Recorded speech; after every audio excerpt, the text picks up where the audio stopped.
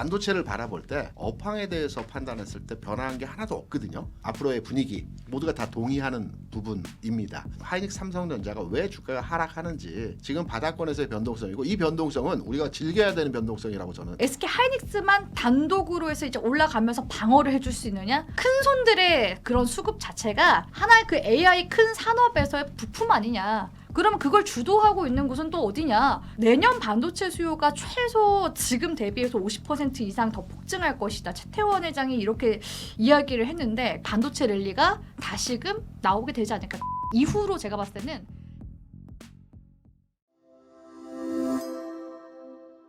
하반기 증시 흐름에 대한 예상도 한번 말씀을 드려보겠습니다. 변동성이 굉장히 큽니다. 근데 일단 이 내용은 우리 국내 증시뿐만 아니고요. 네. 미국이나 일본 같은 경우에도 변동성의 흐름들이 나타나고 있습니다. 다만 최근에 이제 미국, 일본에서 주요 종목이라고 하는 반도체 종목들을 보게 되면 마이크론도 하루에 9%, 뭐 8%씩 네. 움직이고 있고요. 일본의 시총 1위인 키옥시아 같은 경우에도 하루 8, 9%씩 움직이고 있어요. 근데 시장 전체적으로 보면 미국, 일본 시장이 1%대에서 움직임이 그러니까요. 제한적으로 진행되거든요. 시세도 16% 요 정도 시총 비중으로의 차지를 하고 있고요. 마이크론 한 9% 정도 되죠. 반면에 삼성과 하이닉스는 전체 45% 정도 차지하고 있습니다. 그래서 시장에 영향도를 주는 큰 요인으로 우리 두 종목이 그 포진돼 있기 때문에 구조적으로 그렇다. 네, 구조적으로 변동성을 줄 수밖에 없는 상황에서의 흐름이고요. 그래서 당분간의 영역에서도 이 변동성의 흐름들은 좀 더 진행되어질 것이다라는 측면에서의 판단으로 시장을 해석하고 있고요. 하반기 증시 또는 뭐 7월, 8월 간 흐름에 대한 내용으로 해석을 해보게 되면 저는 기본적으로 시장은 V자 반등보다는 U자 반등형의 모습이 나타날 가능성이 높다라고 생각을 합니다. 거기에 대한 이유는 지난 6월부터 움직였던 시장의 고객 예탁금과 연결지어서 한번 말씀을 드려볼게요. 네. 9,300포인트를 찍었던 지난 6월 중순의 고객 예탁금은 대략 한 140조 원이었습니다. 주가 움직이면서 한 반등 줬죠. 9,000포인트까지 반등을 줬어요. 9,000포인트 반등 줄 때의 고객 예탁금은 130조였고요. 다시 내려와서 8,000포인트까지 반등을 줬을 때 예탁금은 120조였고요. 최근 7,000포인트가 깨졌다가 7,500포인트까지 반등 주는 과정에서 예탁금은 100조, 110조 여기서 내외입니다. 그렇죠. 이게 무슨 얘기냐면 시장에서 고객 예탁금이 점점 감소 추세를 보여주고 있다는 겁니다. 과거 같은 경우에는 뭐 지난해에도 마찬가지고 올해도 조정받을 때의 흐름들은 여러 차례 있었습니다. 이때 같은 경우는 고객 예탁금이 유지되거나 아니면 오히려. 빠지면 빠질수록 돈이 더 맞아요. 들어오는 네. 현상에서의 모습이 나타났거든요. 그렇죠. 근데 지금은 빠질 때마다 예탁금이 줄고 있어요. 그러면 과거같이 빠질 때 시장을 받쳐주면서 끌어올릴 수 있는 에너지가 부족하다라는 측면으로서도 이해가 되거든요. 네. 그리고 앞으로 시장은 지금 최근에 지수적 측면에서는 뭐 거의 바닥권에 들어왔기 때문에 추가 하락보다는 이제 V자 반등보다는 U자형 뭐 7월, 8월 흐름 내에서 바닥을 다져가면서 하반기에 다시 상승할 수 있는 흐름으로의 진행되는 과정의 모습이 나타날 가능성이 높기 때문에요. 이 내용을 추론해서 종목에 대한 또 업종에 대한 내용들을 우리가 판단을 해보게 되면 시총이 높은 그러니까 대형주 중심에서의 흐름은 7월, 8월 장에 나타나기 조금 어려울 것 같고요. 반면에 지수 관여도가 좀 작은 종목들의 흐름들은 좀 발빠르게 움직이는 시장에서의 모습이 진행될 수 있기 때문에 7월, 8월 장은 여기에 대한 전략적 대응으로 시장을 판단해서 접근해야 되지 않겠나 이렇게 생각을 합니다. 네. 그런데 우리가 여기서 딱 하나 특징지어서 반도체를 바라볼 때 업황에 대해서 판단했을 때 변화한 게 하나도 없거든요. 기존의 긍정적인 업황에 대한 앞으로의 분위기 모두가 다 동의하는 부분입니다. 하나 여기서 이제 체크할 이제 하이닉스 삼성전자가 왜 주가가 하락하는지 마이크론은 고점 대비해서 한 25% 빠졌습니다. 그리고 키옥시아 같은 경우는 30%가 빠졌고요. 삼성 하이닉스는 한 30에서 40% 정도 하락을 했습니다. 좀 더 많이 빠졌죠. 네. 더 많이 빠진 이유에 대해서는 뭐 변동성 요인으로 해석하기도 하지만 기존에 이제 마이크론 실적이 나왔을 때 우리가 이제 주시에서 판단했던 게 매출이었습니다. 마이크론의 전분기 매출은 35조였고요. 이번에 발표된 매출은 65조였습니다. 거의 두 배치가 상향화되었죠. 그런데 삼성전자 실적 이번에 잠정치가 나온 내용을 보게 되면 물론 엄청난 데이터입니다. 180조. 그런데 우리가 알고 있는 휴대폰이라든가 디스플레이라든가 오디오 쪽을 빼고요. 이게 통상 한 50조 정도 매출이 나오거든요. 분기마다. 그럼 130조라는 얘기입니다. 지난 분기에 80조였고요. 이번에 반도체 부분이 130조였다라고 한다면 마이크론의 2배 가까운 매출 증가 대비해서 삼성전자는 한 70% 증가했나요? 이런 부분에서의 영향도로 하락폭이 좀 더 진행되는 형태에서의 모습이었고요. 이번 달 말에 발표된 하이닉스 같은 경우에도 물론 서프라이징은 나올 것으로 예상은 되지만 이 서프라이징이 마이크론과의 비교 대상으로 판단했을 때는 마이크론에 비해서 좀 뒤처지는, 그러니까 퍼센테이지적 측면에서 매출 신장세가 네. 좀 낮아질 수 있기 때문에 하락폭이 좀 더 컸다라고 반도체에 있어서 자국 기업에 대한 반도체 기업에 좀 더 특혜라기보다는 일감 몰아주기 네. 형태로 진행이 되어야 된다라는 취지의 얘기를 했다라는 부분을 우리가 기억해 보게 되면 빅테크사들이 아무래도 삼성과 하이닉스보다는 그 미국 내에 있는 마이크론이나 인텔 같은 경우에 좀 더 주문을 더 줄 수 있다라는 우려감에 의한 주가 하락 요인으로 작동되었다라고도 해석이 되고 있기 때문에 이런 부분들이 마이크론이나 큐옥시에 대해서 삼성 하이닉스가 좀 더 주가의 하락폭이 나타나지 않았나 이렇게 해석하는 부분도 있습니다. 네. 바닥 따지기라고 네. 보거든요. 그러면 오락내리락 한다는 거죠. 네. 그렇다고 본다면 삼성전자 최근 25만 원 전후로 해서 저점을 확인해 가고 있는 과정이고요. 하이닉스는 180만 원 전후로 해서 바닥을 확인해 가고 있는 과정입니다. 그러면 V자보다는 U자형이 좀 더 가능성이 높다라고 판단해 보게 네. 될 때 뭐 어제 오늘 해서 계속적으로 저점을 테스팅하는 형태에서 가격 진행이 나타나고 있거든요. 그래서 당분간의 영역에서 투탑의 종목들은 이 박스라고 할 수도 있는데 이 가격 범위 내에서의 흐름에 왔다 갔다 하는 형태의 가격 진행. 다시 말해서 빠질 만큼 다 빠졌다. 바닥은 봤다. 다만 올라가는 타이밍에서의 흐름이 뭐 이번 주가 다음 주가 아니고 8월 중순 이후의 흐름에서 바닥을 다지고 나서 움직이는 형태에서의 모습이 나타날 가능성이 높기 때문에 바닥을 찍었기 때문에 지금부터는 변동성에 크게 동요할 필요는 없다고 생각하고 있고요. 좀 여유를 가지고 기다리는 측면에서의 투탑에 대한 전략적 대응이 필요하지 않겠나를 생각합니다. 앞서도 말씀드렸지만 바닥 지점에서의 휘둘림의 움직임이기 때문에 당연히 모아가는 전략에서의 접근이 가능하고요. 다만 제가 시장에서 주식 투자하는 여러분들과 이제 얘기를 나누다 보면 돈이 네. 없어요. 예, 맞아요. 더 살 돈이 없습니다. 맞아요. 풀로 다 들어가 있기 때문에 네. 신규로 어디서 땡겨서 주식을 더 살 만한 여력이 없다라는 분이 그게 거의 문제지. 네. 99%입니다. 네.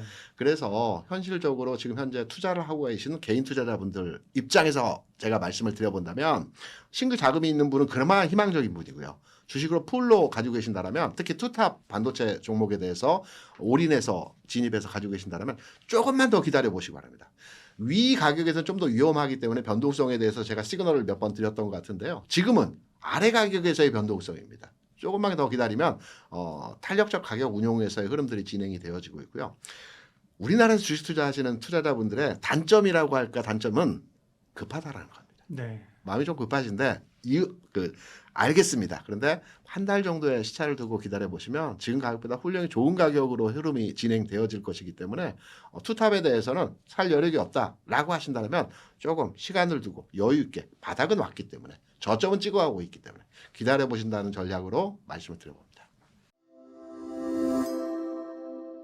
AI 거품론이 약간 좀 다른 식으로 발현이 되고 있다. 저는 이제 그렇게 바라보고 있긴 해요. 근데 어차피 뭐 반도체는 사이클을 타는 업종이긴 하잖아요. 그렇죠. 그래서 상승이 예. 한번 나왔다가 또 쉬어가고 그 쉬어가는 구간이 이제 어느 정도 나오면서 가느냐 이 정도의 이제 차이라고 볼 수 있는데 과거와 지금의 사이클은 완전히 달라졌어요. 과거에는 메모리 반도체를 그냥 찍어내서 이게 너무 많이 찍어냈기 때문에 재고가 남아도는 건데 지금은 오히려 공급이 쇼티지가 나고 있는 상황 속에서 실적도 계속해서 받쳐주고 있는 상황이거든요. 그렇기 때문에 눈높이가 계속해서 지금 높아지고 있는 상황이고 어느 정도 제가 봤을 때는 심리적인 마지노선에 한번 딱 부딪힌 것 같아요.